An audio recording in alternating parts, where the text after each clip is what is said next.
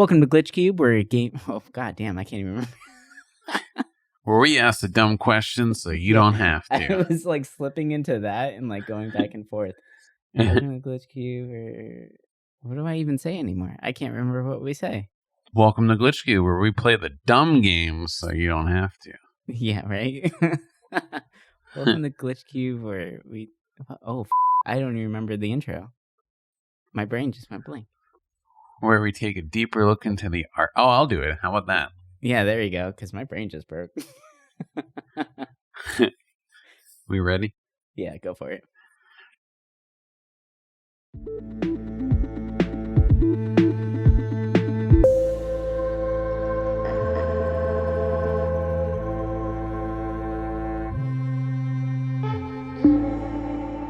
Hey everybody, welcome to Glitch Cube, where we take a deeper look into the art of video games. I'm Chris.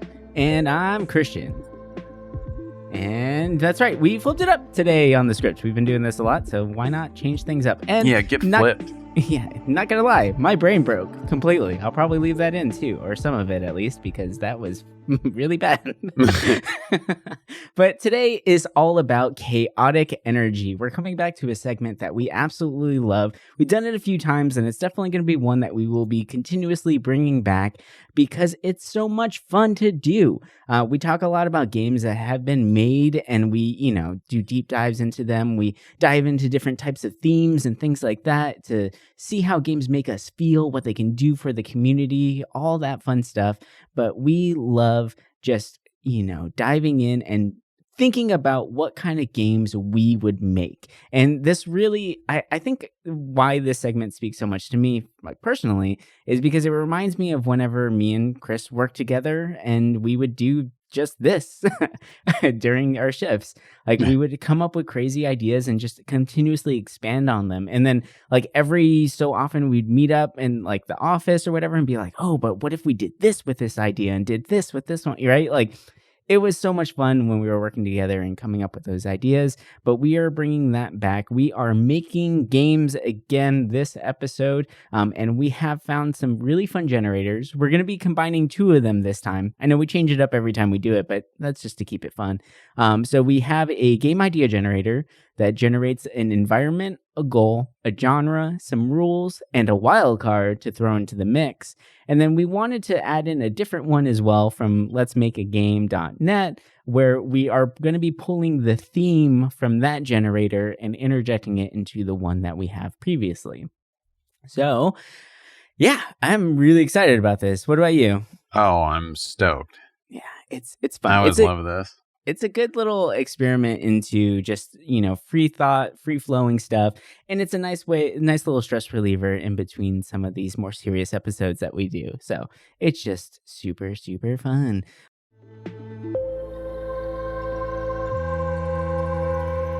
But how about we just dive right in and start that roll? Do you want to go first and roll and let us know what we got? Yeah. All right. What do we get? Let's do this. Bam. Bam. All right. The environment. The jungle. Ooh. Like Jungle Cruise with The Rock. Oh, and perfect. we got... It's only $30 on Disney Plus. It's $30? You have to have a Disney Plus subscription, and then you have to pay for like the Plus whatever bullshit where you rent it, and it's like $20 or $30. It's a ripoff. Anyway, sorry. Jungle for the environment. Goal, escape. Genre, RPG.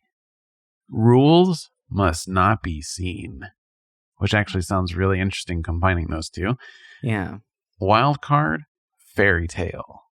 Oh, okay. And the theme, addiction. Oh, God. I was thinking like, all right, let's do a Jungle Book, like Sly Cooper style game. And then you threw in addiction. And I'm like, well, shit. So what is it? Is it like Mowgli is addicted to heroin, but he's trying to get out? Like this could be like his internal monologue in his head where he's in a jungle. Yeah, in his mind, he has to like hide from like, what the fuck are the cats in the jungle? They're not cougars, are they? They're panthers, right? Panthers, yeah, panthers. Yeah, gotta hide from the panthers. I was thinking like, okay, so go ahead. Well, Go ahead, because I have something that's going to flip this script completely. Oh, So, shit. yeah. So fairy tale jungle, right? You got fairies in there, obviously. You got Spriggans. Ooh, gotta love a Spriggan. And, you're just this lonesome little kid just in the middle of this jungle. And you're like, how do I get out of here, right? And most of these enemies are too big for you to handle. That's why you cannot be seen. But you can still, like, I guess the RPG side of this game is that through successful, like, stealth missions, basically you gain skills that either provide an extra chance. So if you get spotted, it'll, like, give you a little bit extra time to hide. Or like a special ability, like a smoke bomb or something like that. Right? Okay. Smoke bomb or like a stealth cloak or something. Like you take a leaf and you throw it over you. So like you unlock skills as you go along.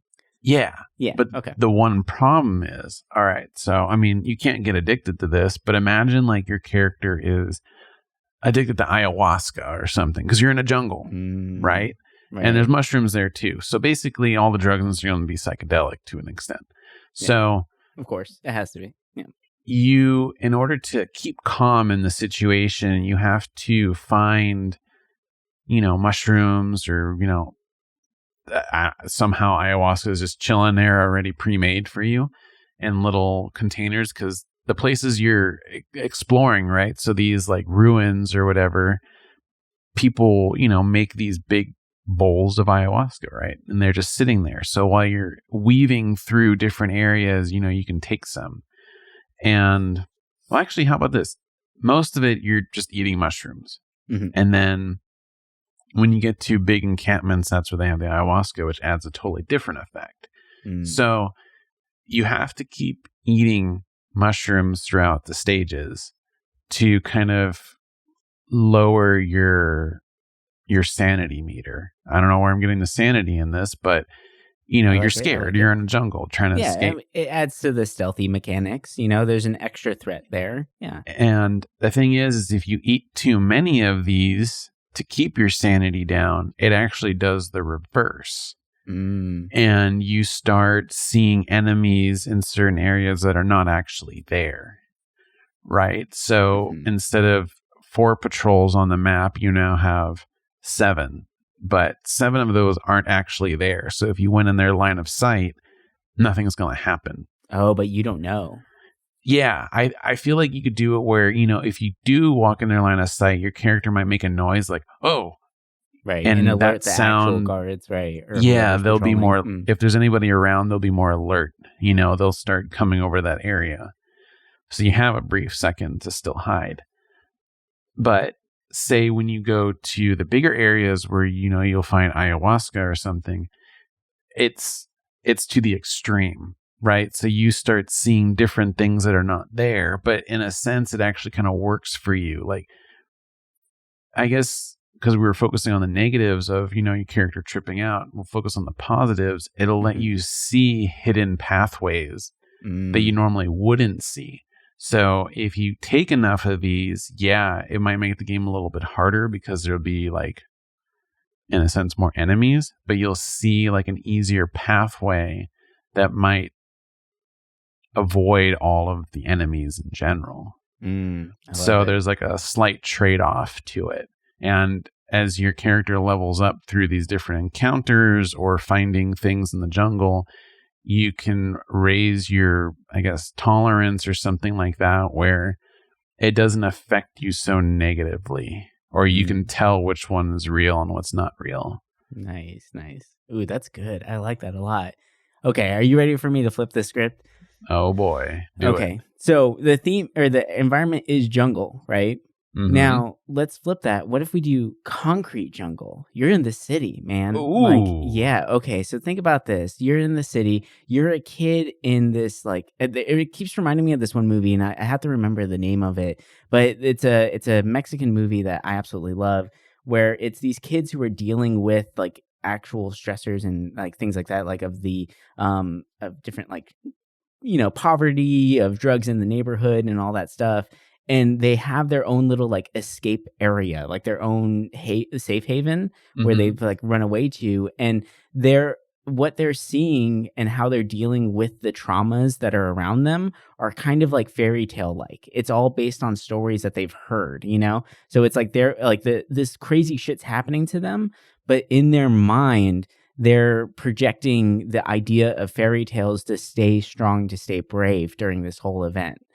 So what I'm thinking is that like you are a child in a concrete jungle. You're trying to, get away from people, like just trying to survive, right? Maybe you happen to stumble into some like drug facility, right? And now they're coming after you because you got something on your phone. Like maybe you recorded it on your phone, and the addiction comes from that, right? Where like you're fighting the people who are creating the addictions, the drug dealers themselves, and you're trying to get away from them and just survive long enough to get the information out there. Maybe there's some mechanics where you have to actually talk to the police and get them to believe your story, because as a kid, you're going to play it up as like the fairy tale, right? Like it could be like, oh, the tiger, he's the one who has this. It's like, what tiger? What the hell are you talking about, kid? There's no tigers in the city, right? Like, but maybe like the main bad guy has like a tiger shirt or, a bomber jacket with a tiger on the back or some It's shit the like Tiger that. King. Yeah. Like it could be that, right? Like it just like kind of like taking the idea of a fairy tale, twisting it and like making it so that it's a escape mechanism for these children who are going through and trying to survive in this concrete jungle of like crazy like gang life and all that stuff. Oh, kind of like the drug dealers or like the enemies are mythical animals or something like that. Like in your perception of them, they are. Yeah. And you have to like escape these like derelict ruins, almost kind of like a Little Nightmares kind of thing where you're a kid and you're, instead of running through these big rooms, you're just in like a really weird city that's like fantasy almost. Like, what if at one point you end up going into the sewers, right? And the sewers are kind of like a huge maze under the town of New York or whatever it may be, right? Or like our metropolis or whatever town we're throwing this into. And you're being chased down by a man who has a bull belt buckle. And like the whole level is just called like the Minotaur, right? So like you're living through this fairy tale, this maze of surviving the Minotaur, but it's actually like a real life situation. So like you have those connections of the fairy tale and the real life there. Ooh, okay. Yeah. Try and make it a little bit more like gritty and real, I guess, right? Like kind of throw that out there. I like it. I like that too. I like city-based games. I always think it's interesting when you're like thrown into one. Yeah, and I always like the idea of like how we can kind of personify different ideas like that of like the mythical creatures or whatever. It could just be someone who has a certain trait, and to a kid, they're going to over exaggerate that trait, right? So that's where you get the fairy tale aspects in there. I think it's fun. Ooh, I want to play this game. Right? That sounds like a good one. That's a really good one. Definitely have to remember that because I think that'll be really fun. Both ideas are great. I love the drug trip idea, though. That's really good. Because I've always loved that, too. And it's something that I've thought about in one of the games that I definitely want to make is you have these abilities, but if you can use them and they give you different boosts and they allow you to accomplish your goal. But if you overuse them, then you start getting reverse effects, right? Where like some certain bad things could start to happen to you by overusing them. That's like Fallout. Oh, yeah. So I've always loved that in games. I think it's such a smart mechanic to put in. Like where if you have super strength, it's like, okay, with super strength comes like super exhaustion, right? Like so, or maybe like you continue to have super strength, but then eventually your body can't handle that amount of like sudden boost in strength. Kind of like My Hero Academia, right? Where like he punches things really strong, but the thing is that his body isn't conditioned to take that amount of impact, so he's actually breaking his own bones in the process. So I've always loved that, like that. I guess that like the weighing of the choice to use the power or not. The weighing. Love the weighing. Yeah, all right. I feel like drug use like that in the game is really cool, but I can see why it's not used often, just because it's pretty controversial. But I do love how Fallout addressed it, where if you use it too much, it really does debuff you. Like your stats pretty bad for like I think it's like a day or two. You're like It kind of debuffed. glorifies microdosing, right? Yeah, It's pretty like much. if I just do this a little bit, I'm gonna be good. I'm gonna have like psychic powers. It's gonna be fucking rad. But if I go too far, then I got problems, right? So microdosing for kids, right? It's kind of like just teaching them how that process works, or just saying everything's okay in moderation, right? I guess. Mm-hmm.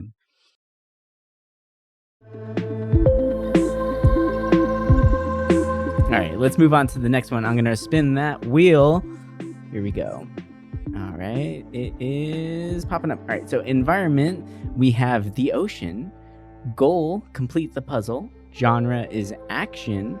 Rules is limited inventory. And the wild card is magic spell. And then for our theme, we have conspiracy. So you are in the ocean, you have something that you need to complete, like you got a puzzle, but puzzle can be pretty broad, right? So you can make it where it's like, fix the station, the underwater station or whatever it may be to help you get through things. Limited inventory, can't carry too much. But then there's magic going on and some sort of conspiracy that's happening too that you're unraveling. Interesting. You're a person who can transform into baby shark, and you gotta perform puzzles as a shark and as a human to advance the stage. And that's the magic of it. Like, you switch, but you have to keep changing. But you're also a very annoying baby shark. Because it sings a song every time. Yeah. Oh, yeah. The whole time you're the shark, it sings a song. Yeah. As soon as you hit, you're sitting there and you're like, ah, shit, like I really should turn into a shark. And then click it and it goes, baby shark, dude. Throughout the entire level that you're a baby shark. Holy crap. Okay. All right. So let's say you. Okay. All right.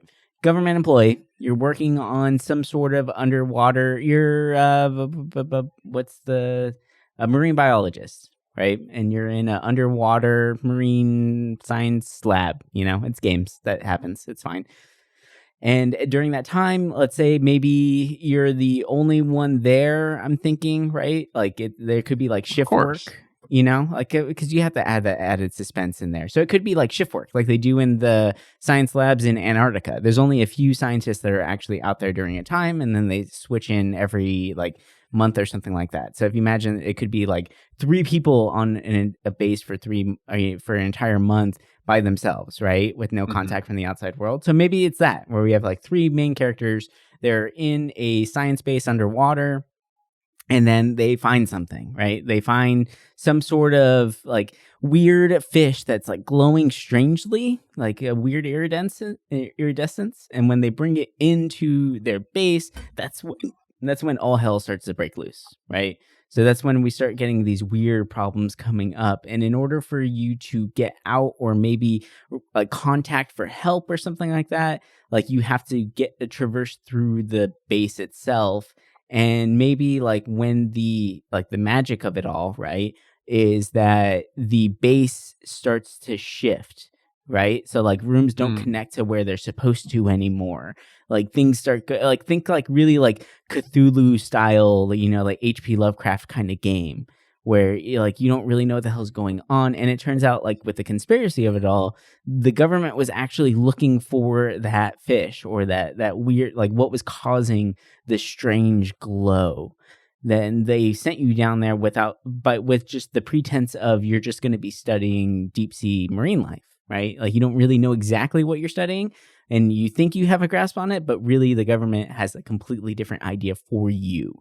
And that's what you're dealing with. And so it's like this whole game is just you traversing through the actual undersea base to get out while like trying to piece together the actual layout of the map itself. So that could be like the puzzle aspect of it, right? While trying to like just kind of escape this area while it's completely divulging into like a Lovecraftian, like just chaos generator thing. Like it's just nuts. Like the rooms kind of turn into like a Silent Hill thing where they breathe or it's like fleshy. Yeah. I mean, you could even say like this base you're on transforms. right? So like maybe when you sleep, like it actually kind of like evolves into like some like deep sea creature almost, like this Yeah. like It's alive. robotic thing. It's Mhm. alive, Yeah. yeah, because I mean the rooms turn into flesh, and like so when you're sleeping, this thing moves, and that's why you're kind of always in a different area, Ooh, that's a good one. I and you're like that trying a to lot. figure out like you don't realize that it's moving until like a little bit into the game, and then once you realize you're never really in the same place, you're like, Right. what's really going on? And that's when you find out like you're an experiment to see what happens to people in these bases, because this thing is being used as a easier tool to discover the deep sea, Mhm. so it lives on its own, but they didn't know the consequences of it, and you're kind of like the testing ground. But Right. like by you solving puzzles and learning about it, you start realizing like you're in a thing that's actually living. Ooh, okay. What if at the end of the game, spoiler is you think that you're putting together this stuff and you're going through this like nightmarish kind of world, but really you're just descending into madness. Like you're losing gaps in time where like you think that you're going through a room, going into the bathroom for instance, and now you're walking into like the break room or like the lunchroom, right? And Mm-hmm. really like your mind is thinking that those doors are now connected where like they're not leading to the right places, but it's just you losing gaps in time and you're Yes. just going crazy. Ooh, that just sounds like a good like movie or short story. That sounds even better. Oh, that's fun. Ooh, crazy. I love it. I love it. I We love those really kind need of to make a things. game. I know, right? I think with each episode of this stuff, we're getting a little bit better at like honing in on a good theme there. Like or like a good premise for something to create tension. Like I feel like this would be such a interesting like a lot of games try and do like that Lovecraftian theme a Mm-hmm. lot. And I don't feel like they really get there, you know, like they still have to throw in the game tropes, you know, Yep. and it takes you out of the experience a little bit. Like the player, don't feel like you're descending into madness. You're witnessing a character descend into madness, right? And it doesn't have that same connections, but if you hide that from the player this whole time where they think they're doing this stuff and then at the end you reveal like, no, you've just been losing gaps in time. Like you've been spacing out this whole time and everything you've been like thinking of or planning or like seeing has just not been happening, man. Like you're just going crazy. I think that'd be an awesome reveal to the players. You could even have other people in this base that you work with. Like, say there's like 5 other people, right? Or 4 other people. You're a team of 5. And throughout the game, you know, it stays normal, right? But as you slowly start slipping into madness, you start thinking that these other people are like monsters, or you don't even see them, you just hear a voice and you kind of start losing it. And since you think they're a monster, you kill them. You know, you Right. shoot them. And then you think they're, you know, until the end of the game, when you come out of this like psychosis, you realize, oh my God, I killed everyone on this base. Or they like find you, right? Like the government, they haven't heard back from the base in like maybe a couple weeks. Mm-hmm. So they send a search party down to just check out what's going on, and they just open the doors and you're there, and the rest of the team is just dead around you, right? Mm-hmm. And like you are like, I don't know, maybe sitting in like you have like coral and shit around you because like you felt like you were becoming part of the ship, but really it's just you sitting in like the botanical garden or something, you know, like you just gone that crazy, and that's how they find you at the end. Hell yeah. The Oh sounds of the deep sea and against the hard metal that you're in tells you these sounds and yeah, voices, and you got to act on it. yeah. Oh, that's good. Ooh, I love Descents into Madness. Such a good, like, it's just, I feel like that's the right way to do horror, right? Is that the Descent into Madness? Because, like, so many of these, like, jump scare movies, it's like, okay, that's cool. Or, like, the crazy outlandish ones, it's like, yeah, that's fun, whatever. But it's not real, right? Like, this is a tangible fear to, like, completely lose yourself. And, oh, that's fun. I like it.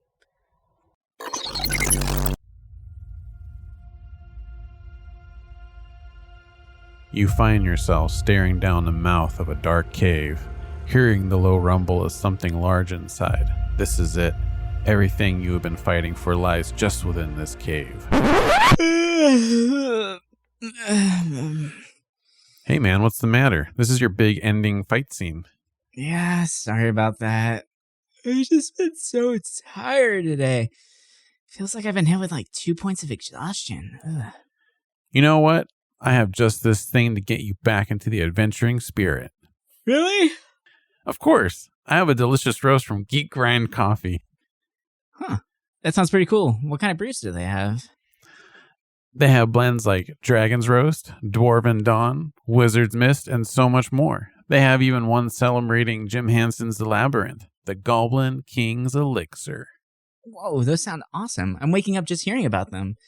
Is there an easy way for me to pick up some? I got you. For the fans of our show, if you visit geekgrindcoffee.com right now and enter the promo code GLITCH at the checkout, you will get 20% off your order. Whoa, that's great. So you're saying if I go to geekgrindcoffee.com right now and enter the promo code GLITCH at checkout, I'll get 20% off my order? That's amazing. That's right-yo. All right, I'm ready for this adventure. Bring it on. Hey, that's a natural 20. Just like the discount you can get when entering the promo code GLITCH at geekgrindcoffee.com. Level up your morning with Geek Grind Coffee.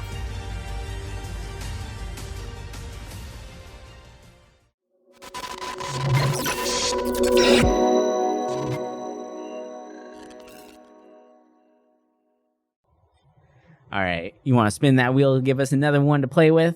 So speaking of Descent into Madness, Ooh. I was spinning the wheel while you were talking, and I've got a really interesting one. And most of it comes from the other one they were using, like the Let's Make a Game. Okay. So I'm going to use those four, and then I'll throw in the wild card. Ooh, I like it. So the genre, painting.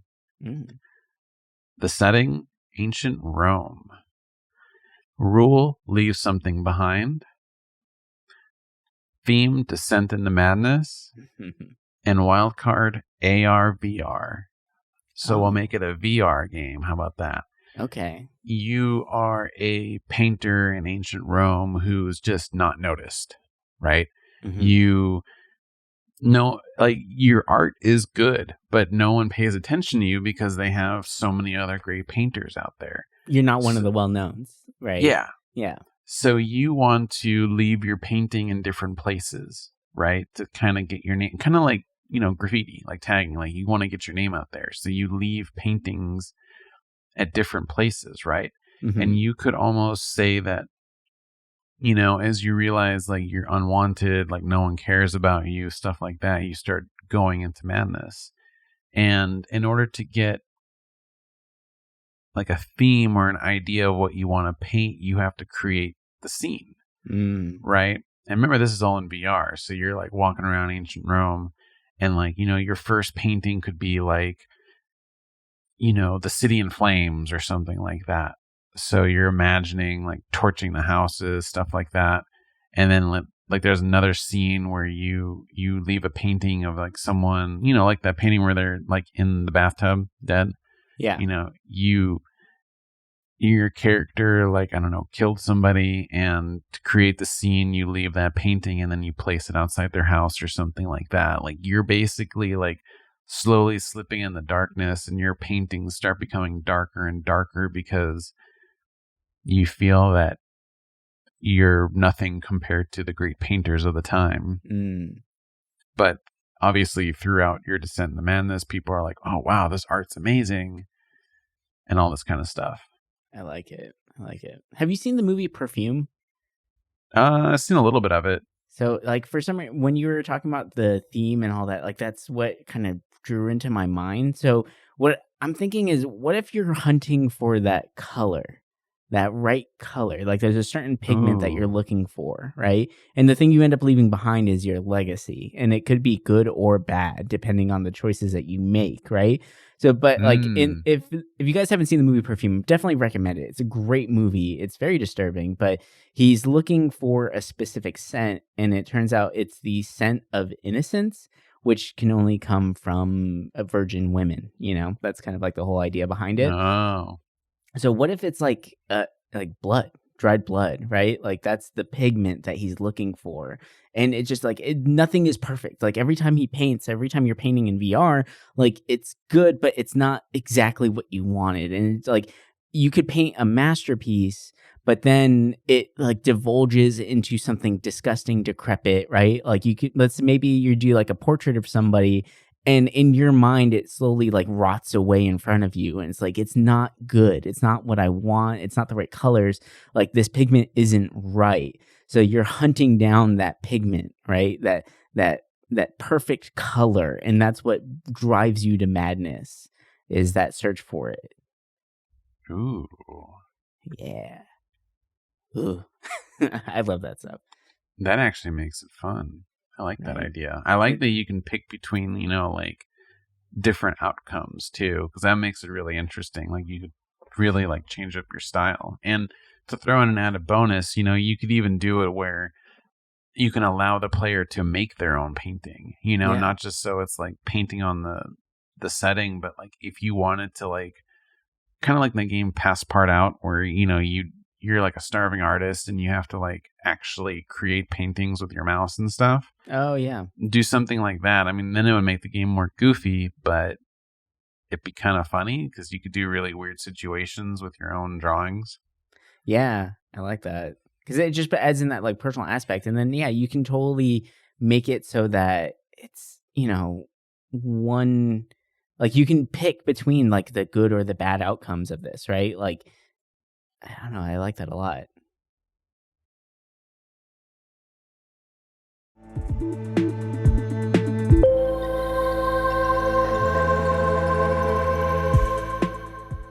All right, so I think it's time to move on to the next game idea, because that's a fun one though. That was a good one, but I think I got something here that's gonna.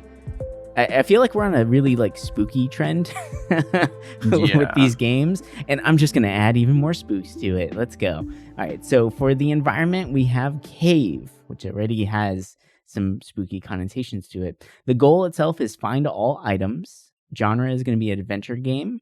Our rules are must not be seen, so another kind of stealthy game. And then the wild card is something spooky. And then the actual theme of it is going to be downfall. Oh. Yeah, that's a good theme. I'm curious about that one. That's a downfall it can be so many different things, but I actually really like it. It could be like, like you are since it's in caves, I don't know, like you're a well-known archaeologist who is being like debunked or whatever, right? Or like you're losing funding, so now you got to figure something out, and like you have to make something happen, or else your entire like archaeological site is going to be shut down, So maybe like losing funding could be downfall, losing fame could be it, or maybe like losing accreditation could be something there. I kind of like that, losing right? accreditation. Okay, so how do we expand on the accreditation thing? Because I like this a lot. So like maybe you found something, you claimed it to be one thing, and then it got debunked and they realized it's not what you were saying it was. Like, oh, like dinosaurs have feathers. And so But everyone's they do. debunked. Yeah. So like all the other like archaeologists and all the other finds have been kind of debunked that way, But I'm wondering like how do you lose accreditation in a cave that's kind of spooky? Like, where's the spooky element come in? You find out you're not alone in the cave. Oh, okay. What if while you're during a dig, you're down there and you start seeing things, but no one else is seeing these things, right? So people think that you're just you're getting old. Maybe I haven't seen this a lot in games, but maybe you're playing like an older gentleman, right? Or like an older character. So like that whole idea of like, oh, he might be going senile, he's kind of losing himself, like the threat of him losing the sight too at the same time, like it could be a lot of things being stacked on one another, where like people are starting to lose faith in him and the knowledge that he claims to have, when really he actually is seeing something. And then your whole goal now is to find the proof, find the evidence to prove that you're not crazy. and you're trying to go through and gather the proof of it all, but you can't be seen by the things that are hiding in the shadows, right? Because then it's just going to be game over right there. Ooh. So it could be like a picture taking game too. That could be kind of fun, right? So like That'd be really cool. You have to get like actual photo evidence of what you're seeing. Like that's how you're going to prove to people. Or it could be like photo evidence. It could be like different artifacts. It could be like, oh, there's a claw that got left behind and it's not like ancient. It's still fresh, you know? So like you're gathering, that could be the find all the items, is you're gathering bits of evidence to prove your case that you're not crazy, but there is something hiding in the cave itself. There's something lurking there.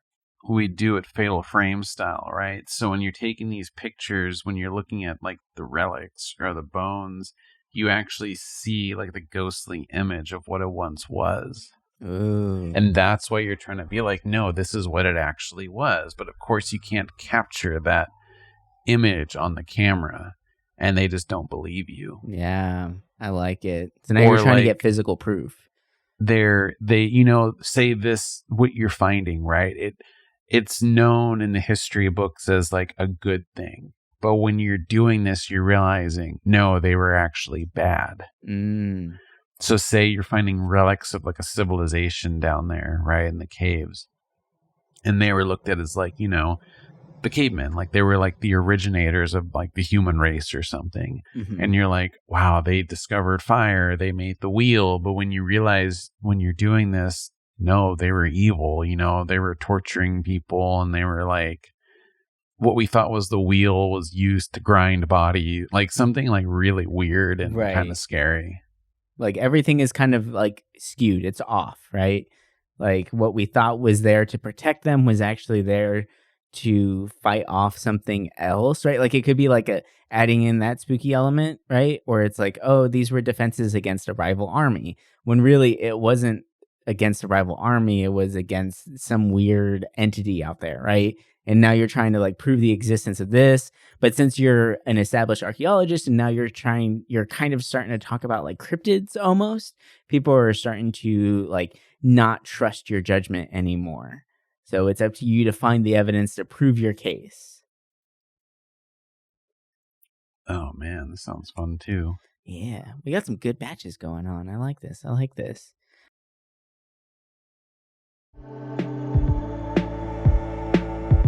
right, I think we have time for maybe 2 more, I would say. Depending. Maybe 1 or 2 more. So why don't you spin that wheel and see what we get? Let's see. Oh. This is kind of interesting. I kind of like the other one, and then I'll add in the wild card. Because this is going to be hard, I think. Okay. So the genre is Metroidvania X Casual. So it's a casual Metroidvania. Okay. Counterintuitive, but... yeah, exactly. The rule is indirect control. The setting is a parallel universe. Theme patriotism. And the wild card is fruit. Oh gosh, how do we combine these things? Okay, all right. Let's see. What can we do here? What we could do to make it a casual Metroidvania, since it's a parallel universe, right? And because it's indirect control. So say you go into a room and it flips the world a little bit and makes it more linear in that world. And that's how you advance, is by going to this parallel universe, right? So instead of having to do like a typical Metroidvania by finding secret rooms and all that, you run into a room and you realize you're in a totally different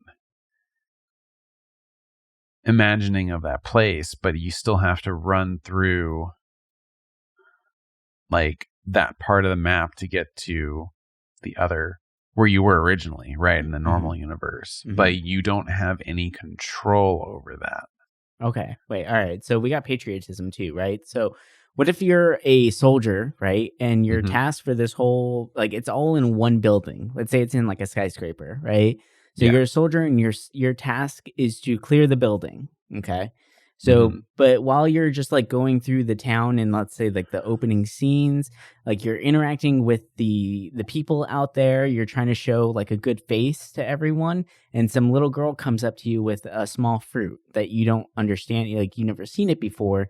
So, you eat it in front of them to show good faith, to show that like we're trusting, we're here to help you, that kind of Hmm. idea. So, but that fruit is like messing with your mind. So I guess it's coming back to like the whole idea of like drug tripping a little bit, right? Yeah. So now you're going through this building, and the whole time you're getting small flashes of like the drug kind of activating in your mind.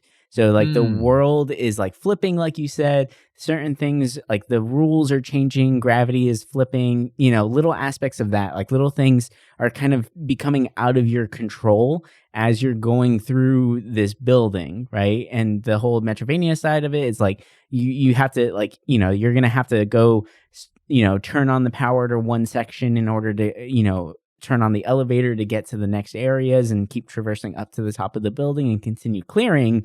But the whole time, like you're getting like little flashes of like, oh shit, like now all of a sudden, like it could be like randomly, like when you're halfway through a room, like the drugs kick in for a moment, and now like let's say gravity's reversed, and now you're walking on the ceiling or some shit, but really like you're just like tripping like crazy while I playing. like that. Or like you flip that room, right? So say Mhm. you're running upstairs and then it flips it so it's upside down and then you fall to the other area. Kind of like what you were saying, like, Yeah. there's it activates at like certain times and like it'll get you to a different area with that. But Yeah. I'm thinking like what if It becomes like an MC Escher painting eventually. yeah, like say you eat more of this fruit and over time like it will make it happen more often, but if you don't eat it for a while, it'll like kind of be very sporadic, like say every couple rooms, then it'll Hmm. activate. But if you keep eating it, it'll be like every damn room, but then there's going to be like a cooldown where it's like multiple rooms you won't have that power. Right. But then you might need the drugs to kick in to get to a certain area, right? So that would give the player the reason to continue eating these drugs or this Yeah. fruit. Yeah, this mysterious fruit that you don't know what it is. And then Like like it just crescendos to this like weird ass room you walk into where like stairs are leading to places that you don't fucking know where they're going, and like weird shit like that. and like the casual side of it can be like a very basic battle system, you don't have to add like Castlevania's like stuff or even Metroid where it's like different skills, like it's just attack. Yeah. Like there's no special skills. It's more so about you getting out of this like skyscraper. Yeah, It's and not it about could like it could trying to even be explore like it. no battle at all, right? Like where you're just exploring the Mm, environment, right? So like that could be the casual aspect of it where you're just kind of you're roaming, you're trying to figure things out, and you're the main combatant here is the changing of the rooms. So now you have to like you're solving the puzzle that way instead of coming at it with like a more action oriented sense, like a traditional Metrovania, right? Like so yeah. like It could maybe be like yeah. inside or something where you're just kind of like running to Yeah. like Yeah, find things. exactly. I like that. Ooh, that's a fun one too. That's a good one.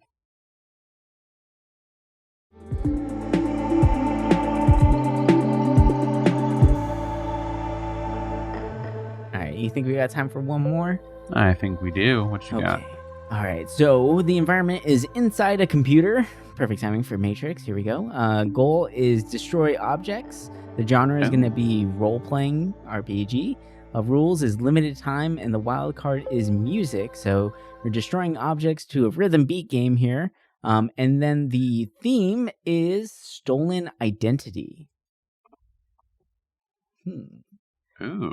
So a rhythm game in a computer. So like, do you like jack into the computer like Matrix style, and someone takes your body, right? Like, and now you're trying to travel through the internet in this crazy synth wave, like cyberpunky lo-fi music inspired levels to try and get things done.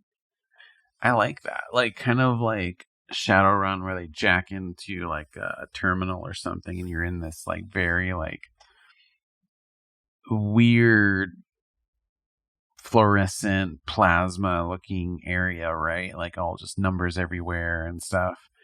And, if it's a calming kind of cyber universe, lo-fi will play, right? Mm-hmm. And then, where there's action involved, it's, synth wave just blasting, and you basically have to, you don't know why you're in this computer, right? You lost your sense of self. Mm-hmm. And you're trying to find out like who you are and why you're there, or even just, why you got sent in there, right? Like you're a person, you find out later on you were a person trying to hack into like, I don't know, like a mainframe to destroy this corrupt, I don't know, government or what if you're corporation. just like a basic hacker who's just like goofing around, right? And you end up getting through a back door to some government, files or whatever, and then all of a sudden your consciousness is now uploaded to the internet that way.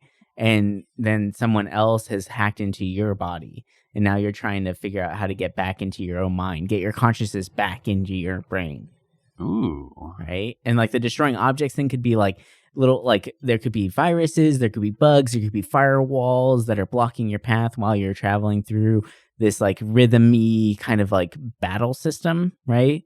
So like everything kind of goes to the beat of whatever level you're currently in to match the action, and your actions are now like destroying little components along the way, right?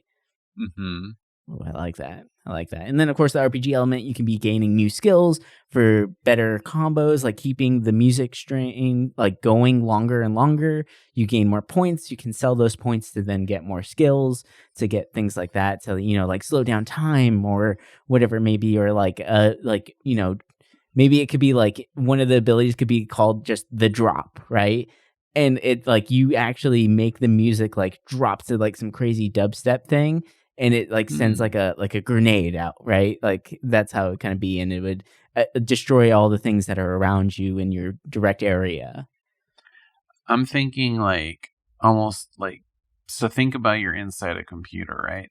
But like actually think about like the way a motherboard looks. Like if you lay it down and just stare at it and think you're like a tiny, teeny little.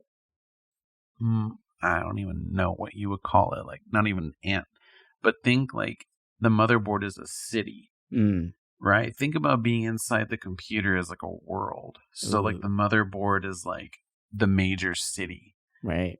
And then, the wires are roads, and like you go down one of the roads and it's like this huge power plant, and that's, the power supply for the computer. And basically you're trying to find a way to,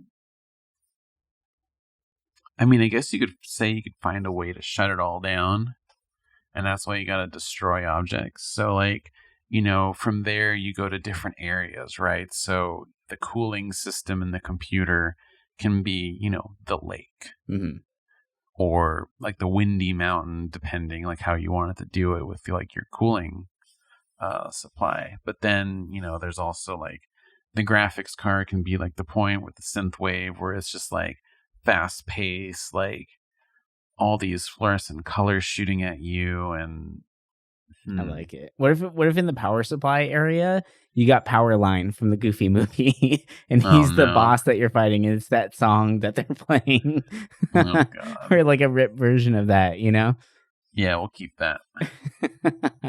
That'd be so much fun. Just like a weird little, like you walk in, it's all like crazy energy going around everywhere, and it's just a huge concert, and you're just going through this thing, and you have to turn the power off to Powerline's concert. That works for me. Yeah, I would love that. That'd be so rad. Oh my gosh. Just to relive Powerline's concert again, that would be great. That's one of my favorite parts of that movie. I love that movie as a kid. So good. Oh man. For all of you who are too young to know the Goofy movie, just go look up Powerline, the Goofy movie, and just relive that moment and just enjoy it. All right. Well, I think that's going to do it for us this week. I know this episode went really quick, but it's, oh man, we love doing this stuff. We love flexing the creative muscles. If there's any other random game idea generators out there, if you guys have any ideas on how we should tackle the next one, because guarantee this is going to be coming back. You can trust that. We will be doing this again because it's just so much fun to revisit. But if you have some random games as well, some game ideas out there that you want us to tackle for our next episode, please send them to us. You can find us on all the socials, and we have the links in our link tree on the episode notes. So just, click on that, find us, and send us any crazy game ideas you have out there, and we will, try and figure out how to make it into a game. But with that, that's going to do it for us. Thank you guys so much for joining in the conversation, and we will talk to you all next week. Bye. Bye.